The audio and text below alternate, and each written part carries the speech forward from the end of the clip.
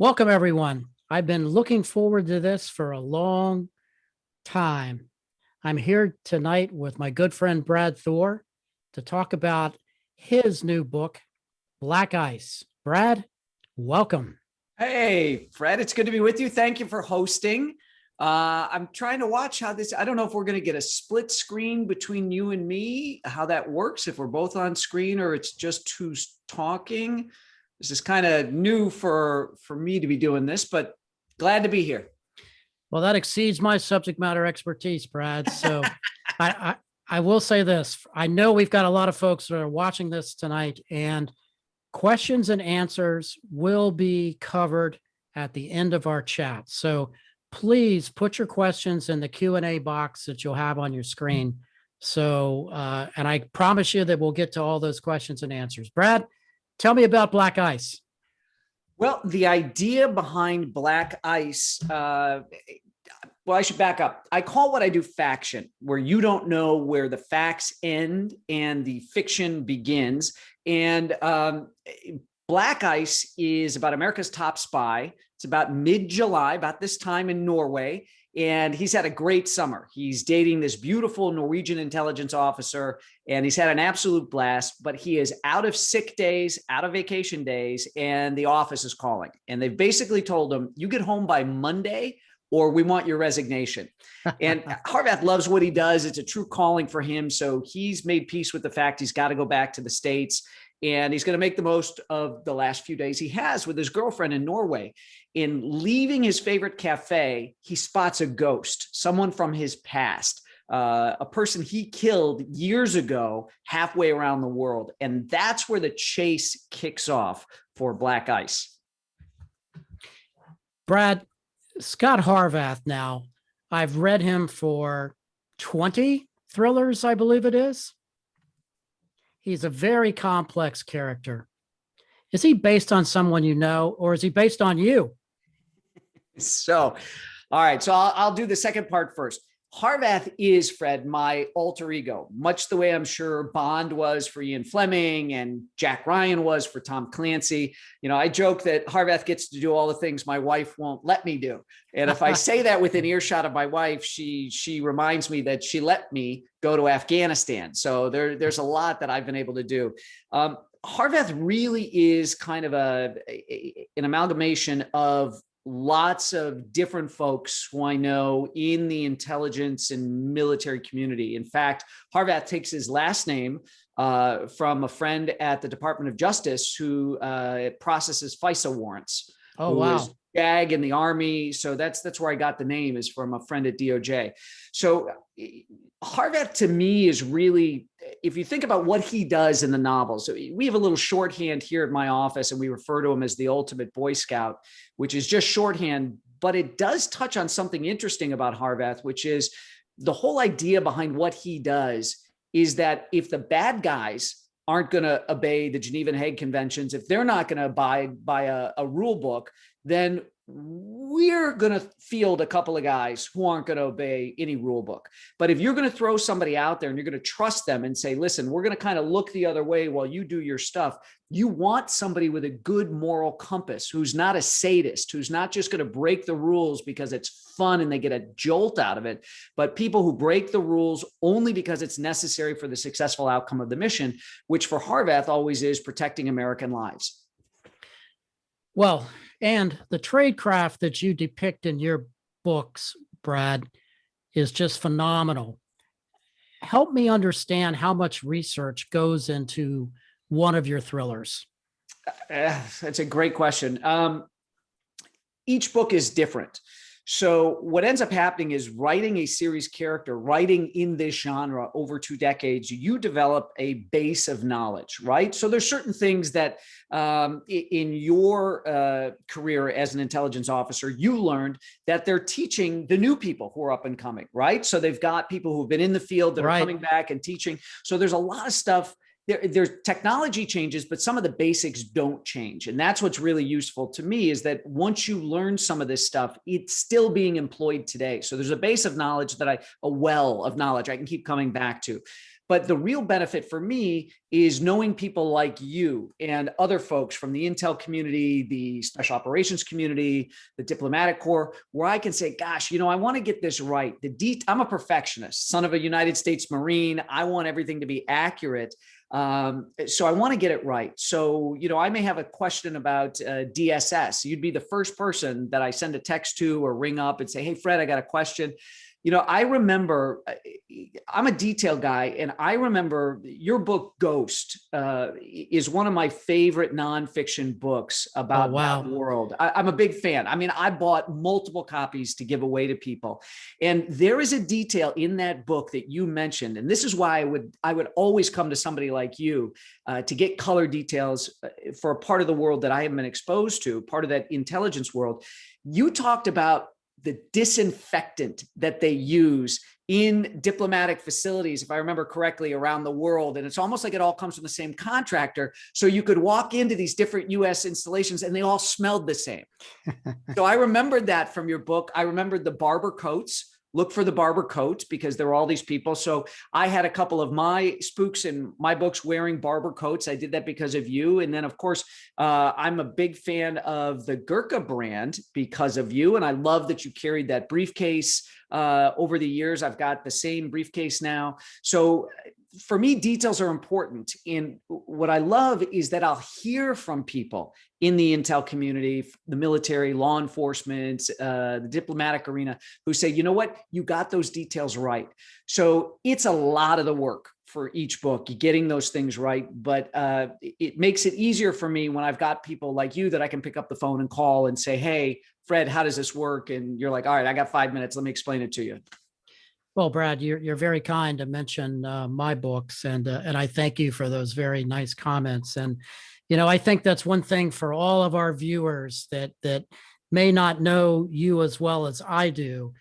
This man gives back to the community and to the writing business more than anybody, and he's just an all-around good guy to boot. But I do want to remind everybody, if you have questions for Brad, please put them in the Q&A section, and we'll be sure to cover them at the end of the show here.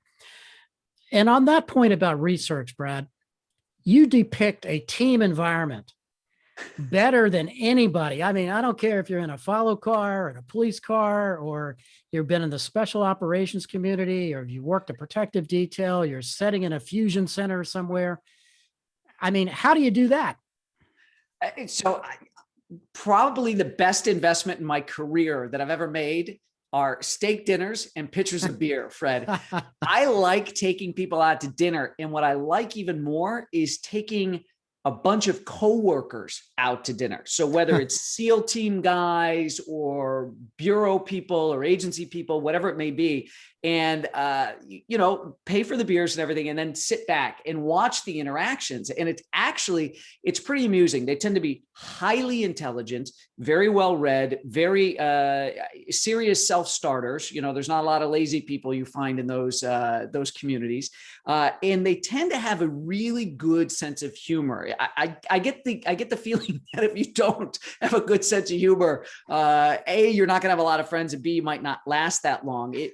It is a graveyard sense of humor in some cases. This is, there's the good-natured ribbing back and forth, particularly if it's interagency or inter-service people. So you hang out with enough that I'm on a thread with Marcus Luttrell, Marcus's twin brother, Morgan, another SEAL named Pete Scobell, Paul Craig's another SEAL, and it's brutal. The back and forth is brutal. And I tend to take the brunt of it. Dan Moran, who's a Marine, I really get knocked like really hard. And if you can't run with the big dogs, you have to go hide under the porch. So. Well, I know this in reading your thrillers, that I'm always amazed at your ability to forecast, Brad, what's on the horizon. And I think Black Ice clearly forecasts this coming picture of geopolitics. And so as you sit back and put these thriller plots together, are you always looking over the horizon for that next world event for Scott Harvath to respond to? It's a good question. So after the Department of Homeland Security was put together, they created something called the Analytic Red Cell Unit because they realized that the 9/11 attacks were successful because of a failure of imagination on America's part. So DHS and the federal government said, let's bring creative thinkers into DC and have them help war game scenarios for us of where terrorists might strike next and how. So I was asked to be a part of that. My buddy, the terrific novelist, Brad Meltzer, Michael Bay, the Transformers director in the Benghazi movie. So I got it. And as the son of a United States Marine, it was an incredible honor to be asked to come serve my country, not by picking up a rifle, but by using the gray matter between my ears. And I jokingly refer to Red Cell as the Las Vegas of government programs, because what happens in Red Cell stays in Red Cell. I can't use any of that for my books, but they were asking me to do that forecasting stuff. They said, we recognize you've got a very interesting take. You consume a lot of information, a lot of news, and we want you to come in here and spin some of that for us. And so with me, I'm a voracious consumer of news. I'm always looking and then trying to forecast what's coming next. What is that over the horizon threat that people aren't seeing now? And back to buying those steak dinners and those pitchers of beer, I reach out often, monthly, to friends in and out of those communities, whether they're active or retired. And I say, okay, two questions. What's keeping you up at night? And what do you think the media is not talking about enough? Where do we need to be shining the light so everyday citizens know this is an issue and our government needs to be paying laser focused attention to it? So that's where I get a lot of my help with the geopolitical stuff that I use as the facts. And then I lay my fiction over those. And that's how I come up with the novels. Amazing. Talk to me a little bit, Brad, about how you put the sausage together, meaning what is your process as a writer? I mean, you know, for me, I get up at 4 a.m. and from 4 to 5, that's what I do. How do you go about this? So I'm a dad. I've got two teenagers. One is leaving for college in a couple of weeks. The other one will be around, if they're lucky, for 2 more years before heading out. So I get up. I want to be there for the kids in the morning. Normally, I'll get up, I'll work out, and then come back because I can get up either right when the kids are getting up to hop in the shower or just before. I can work out, grab my shower, have breakfast with them, see them out the door to school. And then I'm in my office, 7:30, 8 o'clock. And it really is seat of pants to seat of chair. The old line goes, if the tap isn't open, the water doesn't flow. So I can sit at my desk, even if no words are coming, I force myself to sit there. But, I used to do 2,500 words in a day, 5 single space pages. And now on a good day, like I'm really pumping, I could hit 5,000, but those are rare. And they tend to be towards the end of the story where I can get a 5,000 word day. And it's just because it's all tumbling. All the threads are coming together exactly the way I wanted them to. But I treat the job like a 9-to-5 job, so to speak. I'm in by 7:30 or 8. I want to be out kind of 5 o'clock-ish. No later than 5:30 because we all sit down and have dinner at 6. I'm a dad. I'm a husband. I want to be there for the kids. So it's always get a good workout in, get the kids off to school, put in a full 8-hour plus at the office, and then be home in time for dinner. And it's whatever happens during the day. And I have to tell you, there are times where I have to walk into the closet and unplug the wireless router because the internet's too much of a distraction. You can, writers, particularly writers under deadline, have the cleanest garages. They have the cleanest desks. There's always something else you need to do rather than get the book done. But that's kind of my day to day. I like it to be a Monday through Friday sort of a thing. But as I get closer to the deadline, that does bleed into Saturday and bleeds into Sunday if need be. And I'm lucky because my family is so supportive. They'll bring meals, into my office and stuff like that. Everybody gets it, that while I'm finishing a manuscript, it's going to take what it takes. Yeah, I think probably your average reader has no idea how hard you work at putting that together and to have such a compelling read. And that really takes me back to, Brad, this is your 20th Scott Harvath thriller, and every one of them have been a success. I know you can read them as individual books. I went back through and reread the whole series yet again because I can't get enough of Scott Harvath. So how do you get to the point with your next story of almost keeping Scott Harvath energized, challenged, looking for the next mission? Well, so one of the big challenges as an author is to keep the protagonist fresh. So I don't want, if you had a standalone novel, you could have a character arc where the character starts one way here and is changed at the end, but not in this kind of a book. You don't want James Bond to be any different at the end than he is at the beginning. You don't want Indiana Jones to be any different at the end. You don't want these guys suddenly talkative about their feelings and holding hands and drinking constant comment tea. That's not what you want from these guys.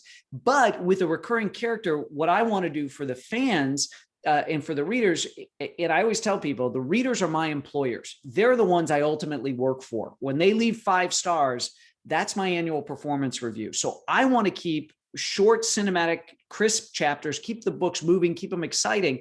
But I also want to reveal a little bit more about Harvath. So I don't necessarily need, you can do well-developed characters without making the character change. If you can explore a little bit about what makes the character tick, what's their background. So that becomes the challenge for me with each book as to Harvath is how do I reveal a little bit more, something about his childhood, his relationship with his dad, what made him be drawn into this life and wanting to protect the American dream so everyone else can enjoy it and that kind of a thing.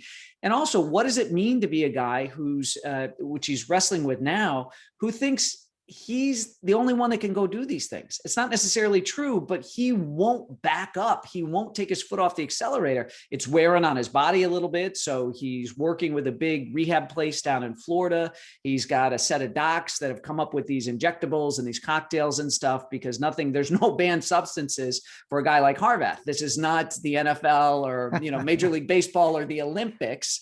It's whatever gives him the edge. In fact, one of my favorite scenes was in Spy Master in Kaliningrad. Harvath is chasing down this Russian character and he's feeling great because he's been working out. He's been doing these injectables. It's taken time off his run. He feels 10 years younger and he's running and he's running and he's running and he's almost got this guy.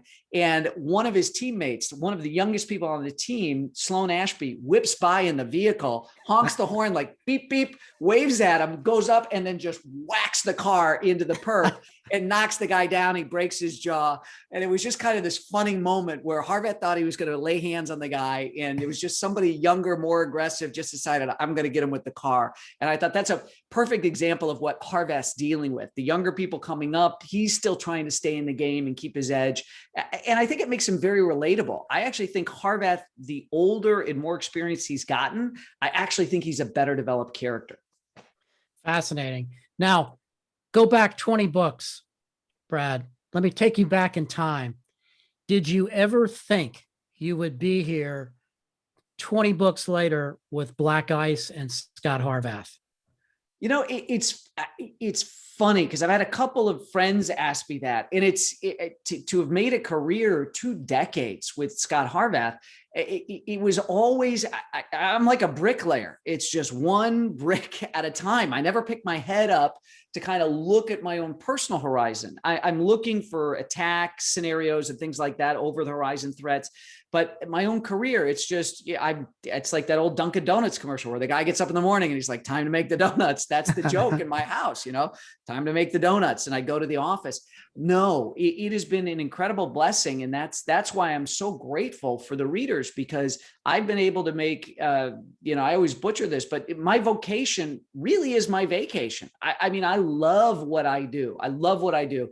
And it's only possible via the grace and support and incredible people that I work for, the readers. I got to ask you this question. I know that a lot of my friends that are operators, cops, security officers, they all are sitting back saying, oh my gosh, I hope nothing ever happens to Scott Harvath.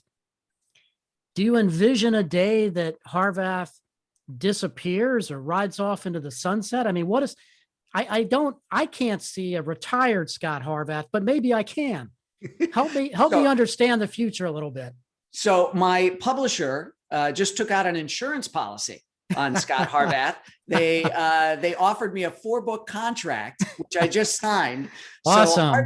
So Harvath's going to be around for at least 4 more books, and we'll see what happens along after the 4 books. But that's where we are now. So Harvath's good for 4 more, and he's got it in him. What's really interesting is I know a lot of guys that are doing everything they can to push the envelope, who are very, very smart, who don't want to come out of the field. Maybe they should be out of the field. Maybe they're a little too valuable. They'd be great developing an up and coming team behind them and be more management versus labor. But I still know some guys that are out there super, super smart. And what's funny is to listen to their stories and where they in the past, in their younger days, may have chased somebody down. Now it's all about treachery and deceit. There's that old thing about youth and exuberance have nothing over like age, wisdom, and treachery. Right. So, yeah. So it's kind of fun to toy with Harvath. You know, it's like, yeah, I could chase that guy, but I could also stick my leg out from underneath the table as he's walking by and trip him. So. Well, hey, I think our viewers tonight got some breaking news. 4 new Harvath books on the horizon. Yep. And I want to remind everybody that has questions, please drop them in the Q&A chat and we'll be sure to get to them. So 4 more on the horizon. That is the best news that I've heard. Now, Brad, when I finished Black Ice, and I'm not going to give it away. Okay. I was shocked at the end. There's this ending that I said, oh my gosh, I did not see that coming. So you're not the only one that has said that they were shocked with the ending. And in fact, I sent out a video today to my newsletter subscribers. And I just said, you know, quick 15-second video saying, today's the day Black Ice is out. Thank you for all of you who pre-ordered it. Please go get it. I can't wait for you to read it. And I can't wait to hear what you think about the ending. And I said that because I did craft the ending looking for, you know, people to go like this. And it's because you and some other early readers all commented on the same thing. So I'm like, okay, I'm going to tease the ending. That's going to be something I start doing now. I'm going to be like, what'd you think of the ending? Or let me know once you finish the book, because I want to hear about the ending. So that's kind of a neat thing. So I thank you for particularly highlighting that. Oh my goodness. I know when I read the ending of Black Ice, Brad, I stopped and then I said, that really didn't happen. And I went back and read it again. Wow. And saying, oh my gosh. So it leaves me with more questions, which I hope are answered at whatever is next. We'll see what happens. Yep. Brad, I think it's a good time for us to toss this back to Katie now. And I know we've got a lot of questions in the queue. So Katie, why don't you fire away? All right. She's off mute. There she is. Hi, Katie. Hello.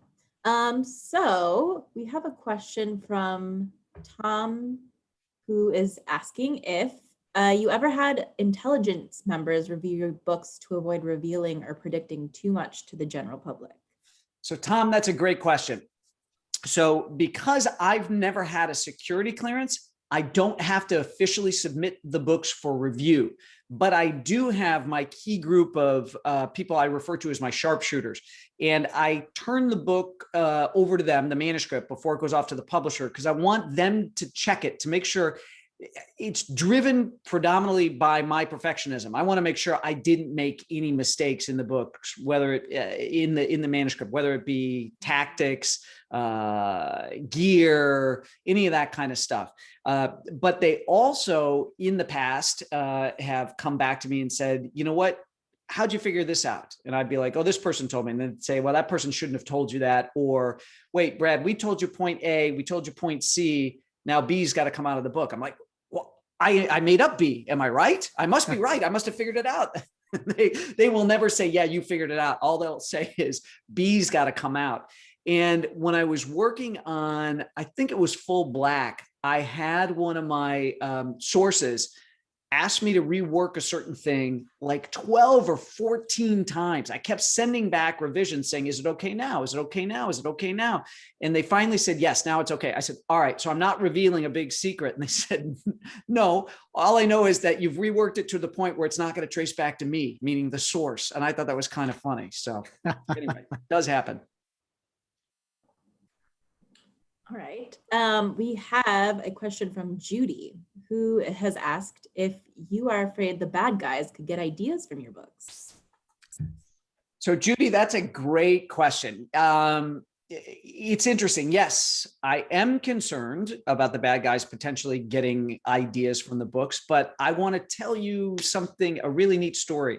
A couple of summers ago, I had a book called Use of Force, more than a couple, it's a few summers ago, Use of Force.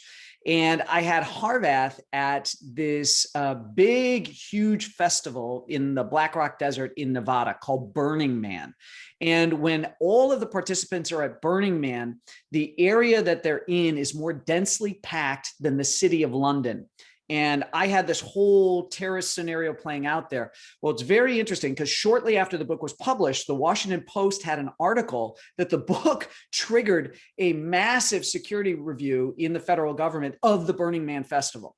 So one or more people in the government are reading my books, looking for things that might be a problem. And when they saw that in Use of Force, that put all this attention and spotlight on Burning Man. So I do worry, but I don't worry because I know the government is like standing right over my shoulder, reading the books and are jumping on it as quick as they see something that they're worried about.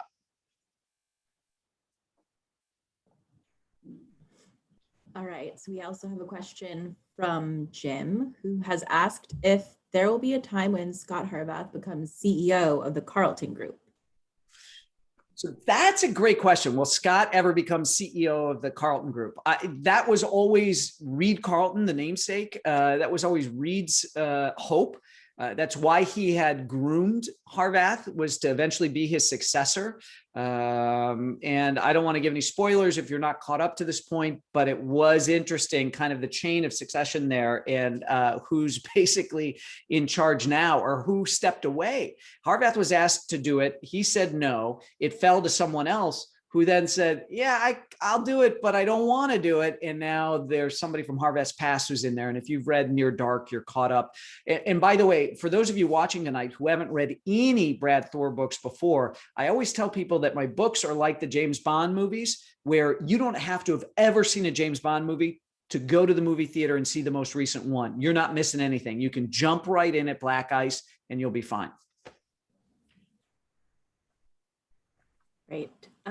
Let's see. We also, Eric has asked, you mentioned the opportunity to visit Afghanistan. What are some other cool places you've gotten to visit while researching your books? So other cool places I've gone to researching the books, Switzerland, Austria, Germany, France, Egypt, Hong Kong, Kowloon. That's just Norway, of course. I've been doing so much stuff in Norway. In fact, I was actually hoping to get up into the Arctic and had to scrap my plans because of COVID. So that was unfortunate. But if I can't get to a location, and sometimes that happens, like I did some stuff about Libya and I was like, I'm not going to Libya. I mean, Afghanistan was a big deal, but at the time that I was looking at going to Libya, I just was not confident I could put together a good enough team to kind of surround me with to go. And so Libya got pulled, but I was able to talk to somebody who operated in Libya. And that's always my first choice is if I can't go to a particular place, I want to speak with someone who's been there and primarily has operated there, meaning that their attention to detail was the difference between potentially life or death, or at the very least, successful outcome of a mission. So they noticed if things had changed or something had moved or whatever. So I was lucky in this book, Black Ice, where I wanted to go back to Norway. I wanted to get up into the Arctic and I couldn't, but through my network, I was able to reach somebody who was so good to me. Really great guy named Luke Coffey from the Heritage Foundation. And Luke just provided me with all of these great images and just was so generous with his time. I give him a very special thank you at the end of the book, as well as my buddy Jim Carafano, who introduced us. So it's always my goal to go if I can, and if I can't, then I need to speak directly to somebody who spent time there and was really paying attention to everything. So another question we have is from Justin, who is asking if there have ever been any characters that you had started out intending to be in just one book, but because of a fan reaction, you wrote them into another book. Oh, Apparently there's someone specific that he has in mind. okay. Well, let's see if we have the same person in mind. Yes, absolutely. So Nicholas, the troll, was going to be a one and done for me, but people loved that character so much that I had no choice but to bring him back. So that would be my prime example of somebody. And actually, people loved him so much that I had to work him through this whole story arc of going from being kind of Harvath's nemesis to eventually Harvath winning him over and them becoming good friends and working together. So that was a real fun character to develop over several books. And apparently that was the same person. Excellent. Good. And then the last question that I have here is from David, who has asked if there's any news on a movie or TV show. So that's a great question. So I do have news, and I have a gag order, so I am not allowed to reveal any of the details about this, but we have a deal at a studio. I got to pick the director. They said, the executive producer, who's fabulous. I love this producer. He is just the nicest, smartest guy.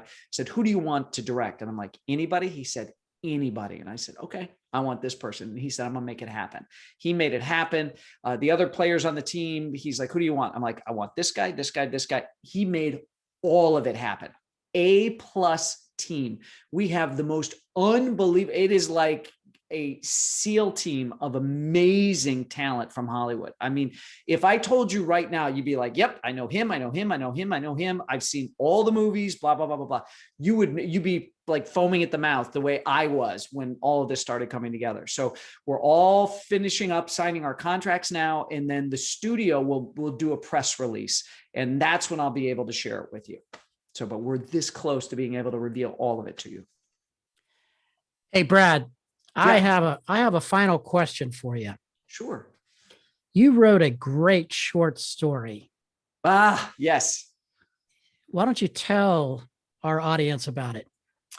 Okay. So I was one of the founding members of the International Thriller Writers Association, and we decided to do an anthology early on in the infancy of that organization. We're going to do an anthology. James Patterson would be the editor, and we would all contribute short stories in the hopes of raising money for our group. And it was very successful, so successful that there are no longer dues at the International Thriller Writers Association. This anthology of short stories did so well.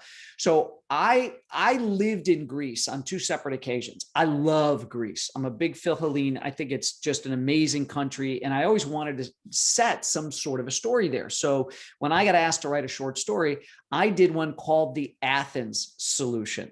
And it was all about a piece of technology that the U.S. was trying to gain control over, and the whole transaction was going to take place in Athens on the Plaka. Somebody from the embassy, diplomatic security service agents, which is why I'm sure Fred likes it so much, because there's always DSS people involved. So that was the story. It was all about this thing and how the meat and everything goes wrong, and how Harvath then has to get involved to recover the piece of technology that was supposed to be delivered to the United States. Yeah. I just want to let everybody know, if you're a Brad Thor fan, read that short story. And I believe we have one more question, Katie.